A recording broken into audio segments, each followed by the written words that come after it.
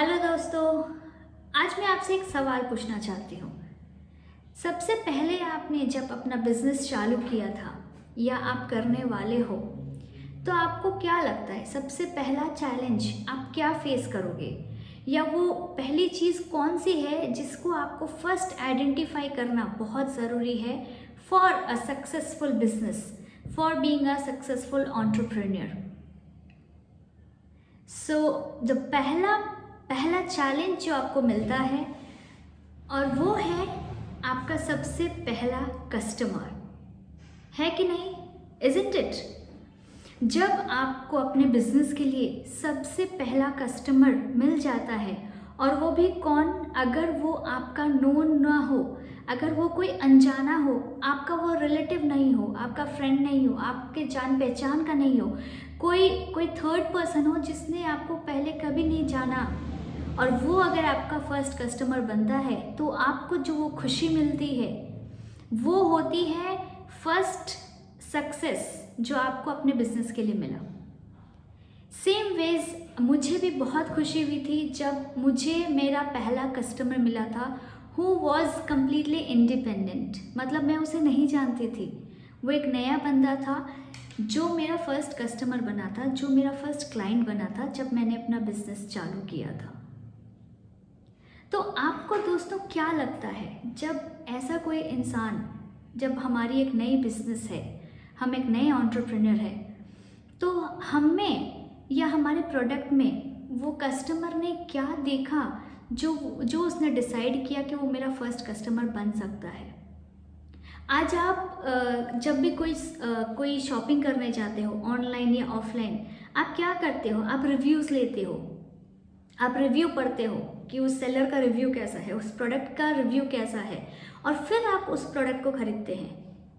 But किसी भी business का पहला कस्टमर बनना उतना ही चैलेंजिंग होता है।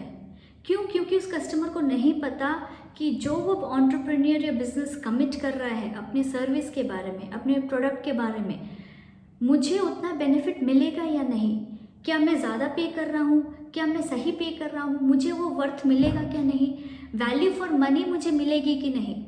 ये बहुत डिफ़िकल्ट होता है आइडेंटिफाई करना फॉर द फर्स्ट कस्टमर। तो दोस्तों, आपको क्या लगता है, जिस फर्स्ट कस्टमर ने डिसाइड किया आपका प्रोडक्ट खरीदने का या आपका सर्विस लेने का, उसने आप में ऐसा क्या देखा होगा कि उसने डिसाइड कर लिया कि नहीं, मैं इसका प्रोडक्ट लूँगा, भले ही ये अभी नया है मार्केट में, इसकी अभी कोई एग्जिस्टेंस नहीं है, बट स्टिल मैं इसका प्रोडक्ट खरीदने के लिए रेडी हूँ या इसकी सर्विस लेने के लिए रेडी हूँ? आप बता सकते हो मुझे, आप सोच के बता सकते हो उसने क्या ऐसा चीज़ देखा होगा आपके बिजनेस में या आप में? क्या वो आपकी प्रोडक्ट थी या आपकी सर्विस थी या कोई और स्पेसिफिकेशन थी जिसे जानने के बाद वो आपका फर्स्ट कस्टमर बनने के लिए रेडी हो गया? इनमें से वो कुछ भी नहीं था, इनमें से अभी वो कुछ भी नहीं था, तो वो क्या था? वो आपका बिलीफ सिस्टम था। उस कस्टमर ने आप में क्या देखा?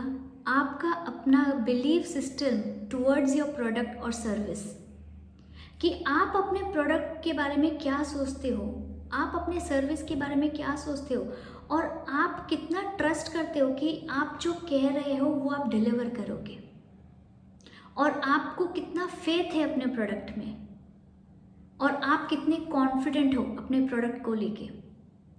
जब कस्टमर देखता है, जब क्लाइंट देखता है कि एज एन एंटरप्रेन्योर या एज अ बिजनेस मुझे मेरे प्रोडक्ट पे बहुत भरोसा है, मुझे मेरे प्रोडक्ट पे बहुत कॉन्फिडेंस है, उस कॉन्फिडेंस को वो कस्टमर बाय करता है, उस ट्रस्ट को वो कस्टमर बाय करता है, उस फेथ को वो कस्टमर बाय करता है, वो उस प्रोडक्ट को बाय नहीं करता है। आप जो प्रोडक्ट ऑफर कर रहे हो, ऐसे और हज़ारों लोग ऑफर कर रहे होंगे, बट उसने आपको क्यों चुना?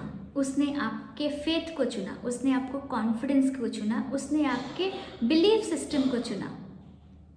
सो इम्पॉर्टेंट क्या है कि आप जो भी प्रोडक्ट या सर्विस ऑफर करते हो क्लाइंट को, आपको उसमें आपका अपना बिलीफ सिस्टम होना चाहिए, एंड ये होना चाहिए कि जो मैं कमिट कर रहा हूँ वो मैं डिलीवर करने की कैपेसिटी रखता हूँ या नहीं।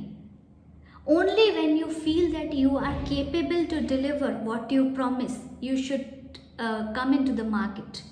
If you are not prepared, आप मत आओ। जब तक आप पूरे प्रिपेयर ना हो और आपको अपने प्रोडक्ट पे कॉन्फिडेंस ना आए कि आप उस प्रोडक्ट को खरीदोगे या नहीं, तब तक आप मार्केट में वो लॉन्च ना करें। 49% of customer report that customer acquisition is its primary marketing objective. तो फर्स्ट कस्टमर मिलना और उसका ट्रस्ट बनाए रखना ही सबसे इम्पॉर्टेंट होता है initial stage of the business में। जब आप अपनी क्रेडिबिलिटी बिल्ड कर लेते हो तो आपको एक कस्टमर से 10 कस्टमर और 10 कस्टमर से 100 से 1000 और 1000 से अनलिमिटेड होने में आपको ज़्यादा टाइम नहीं लगता, लेकिन आपको वो क्रेडिबिलिटी बिल्ड करके रखनी पड़ेगी और विथ कंसिस्टेंसी आपको क्वालिटी मेंटेन रखनी पड़ेगी जो आप प्रॉमिस करते हैं अपने कस्टमर से, राइट। तो मैं आपको यहाँ कुछ स्टेप्स बताऊँगी कि आप किस तरह से आप अपने कस्टमर्स टारगेट कर सकते हैं एंड कस्टमर का सेटिस्फैक्शन फुलफिल कर सकते हैं and how you can be a top in the market. So step number 1, सबसे पहले define your target audience, define your customers. अगर आप पूरी दुनिया को अपना कस्टमर बना रहे हो तो आपको कोई कस्टमर नहीं मिलेगा। You have to define your target audience कि आपका जो प्रोडक्ट है वो किस एज ग्रुप को लेके बनाया गया है, या आप जो सर्विस ऑफर कर रहे हो वो किस सेक्टर को लेके आप अपना सर्विस ऑफर कर रहे हो। आज जो प्रोडक्ट 5 इयर्स के बच्चे के लिए एप्लीकेबल होगा वो आप 15 साल या 20 साल के लिए आप यूज़ नहीं कर सकते हो। मैं एक सिंपल एग्जांपल देती हूँ, टूथपेस्ट। बिलो 5 इयर्स के लिए एक टूथपेस्ट आता है, क्या वो हम 25 इयर्स के एडल्ट को सेल कर सकते हैं? नहीं। सो आप जब वो प्रोडक्ट बनाओ तो सबसे पहले आपके दिमाग में टारगेट ऑडियंस क्लियर होने चाहिए कि हम किस ऑडियंस को हम टारगेट कर रहे हैं, और उसके हिसाब से फिर आप प्रोडक्ट बनाएंगे उनके स्पेसिफिकेशन के हिसाब से। So first step is defining your target audience and second is knowing your customers preference। अब हमने डिसाइड कर लिया कि हमारा एज ग्रुप जो है 25 से लेके 35 तक होगा, हम उनके लिए हमारा प्रोडक्ट मैन्युफैक्चर करेंगे या सेल करेंगे। तो अब आपको ये जानना बहुत ज़रूरी है कि उस एज ग्रुप के लोगों का इंटरेस्ट क्या है, उनकी चॉइस क्या है, एंड उसके बाद ही वो पर्टिकुलर स्पेसिफिकेशन जब आप अपने प्रोडक्ट में डालते हो तो वो बनता है कस्टमाइजेबल प्रोडक्ट उस एज ग्रुप के लिए। और स्टेप नंबर 3, ये आइडेंटिफाई करिए कि वो जो आपके टारगेट ऑडियंस हैं वो सबसे ज़्यादा अपना टाइम कहाँ बिताते हैं, उनको क्या पसंद है, ऑनलाइन शॉपिंग या ऑफलाइन शॉपिंग, वो किस सेक्टर में ज़्यादा इंटरेस्ट दिखाते हैं। स्टेप नंबर 4, उसमें हम क्या करते हैं, कंटेंट बनाते हैं। हमने क्या कंटेंट बनाया, हमारे प्रोडक्ट या ऑफरिंग्स, हमारा प्रोडक्ट या सर्विस क्लाइंट को क्या ऑफर करेगा उसकी हम कंटेंट बनाते हैं, लेकिन उस कंटेंट को हम रैंडमली नहीं बनाते। जो हमने स्टेप 1, स्टेप 2 और स्टेप 3 में किया उसको हम दिमाग में रखते हुए स्टेप 4 बनाते हैं, मतलब कंटेंट बनाते हैं keeping in mind your target audience, keeping in mind their interest, keeping in mind whether they go for online shopping और ऑफलाइन शॉपिंग, और फिर आप कंटेंट बनाते हो उसके रिगार्डिंग। जब आप इन तीनों को एक्यूमुलेट करके कंटेंट बनाते हो तो वो कंटेंट होता है customised content for your target audience. And step 5 is go live with your content with lot of graphic informations, pictorial informations। Content जो आप बनाओ उसमें डिस्क्रिप्शन से ज़्यादा पिक्चर्स होने चाहिए।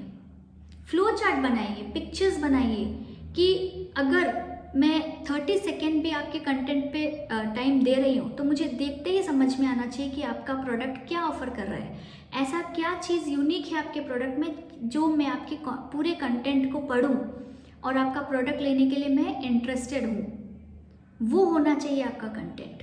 इसका बेनिफिट ये होगा कि आपका एंगेजमेंट बहुत ज़्यादा होगा आपके कस्टमर का, क्योंकि आपने टाइम इन्वेस्ट किया है उनकी इंटरेस्ट जानने में, उनके प्रॉब्लम जानने में, और आप उनको उस चीज़ की सल्यूशन दे रहे हो। You are offering services related to their pain or need of your customer, so you will get good engagement when you follow this step by step procedure. Or last but not the least, step 6 is continuous and regular feedback लेते रहना चाहिए अपने customer से। जो भी आपके customers हैं उनसे फीडबैक लीजिए, सजेशंस लीजिए कि उनको आपका प्रोडक्ट कैसा लग रहा है, उनको आपकी ऑफरिंग्स कैसी लग रही हैं, क्या और कुछ उन्हें ऐड करवाना है, उन्हें लगता है कि कुछ और भी ऐड होना चाहिए या इज़ इट गोइंग ओके। इससे क्या होगा, आपका कस्टमर का ट्रस्ट आप पे बना रहेगा। वो देखेंगे कि नहीं, आप उनके फीडबैक के हिसाब से you are working on the product and offerings. They will get more credibility on you, they will build trust with you and it will help you to stick the customer for long. तो एक जो loyal customer आपका बन जाएगा वो life long आपका customer बन जाएगा if you keep on improvising and putting suggestions to your products.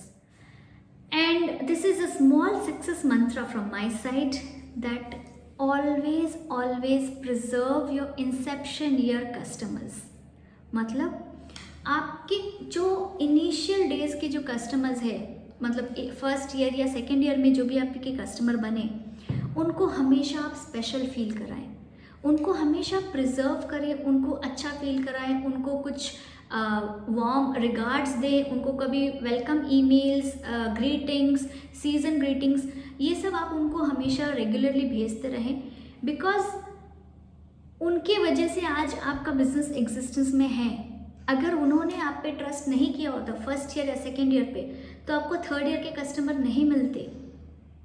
तो उनको हमेशा स्पेशल फील कराएं और प्रिजर्व कराएं, और आप ये भी देखेंगे जो आपके इनिशियल ईयर्स के कस्टमर्स हैं उनसे आपको और ज़्यादा कस्टमर्स भी आएंगे और रेफरेंसेस भी आएंगे। So preserve them and make them special because they are also the pillar for your success. So that's all from my side for today. Thank you so much for watching. This is CA Krishna Vadir. Stay tuned. अगर आपने मेरा channel subscribe नहीं किया है तो subscribe कर लें, क्योंकि और मैं इसके ऊपर और भी एपिसोड्स बनाने वाली हूँ on how to build a successful business and what are the key pain points to be addressed and what are the mantras of success for your business. और अगर आपको मेरी ये वीडियो अच्छी लगी तो प्लीज़ लाइक करें एंड सब्सक्राइब एंड कमेंट करें। अगर आपका कोई भी क्वेश्चंस है या आप चाहते हो कि मैं किसी पर्टिकुलर टॉपिक पे वीडियो बनाऊं, तो आप कमेंट सेक्शन में मुझे ज़रूर लें और मैं उसे एड्रेस करूंगी आने वाले वीडियोस में।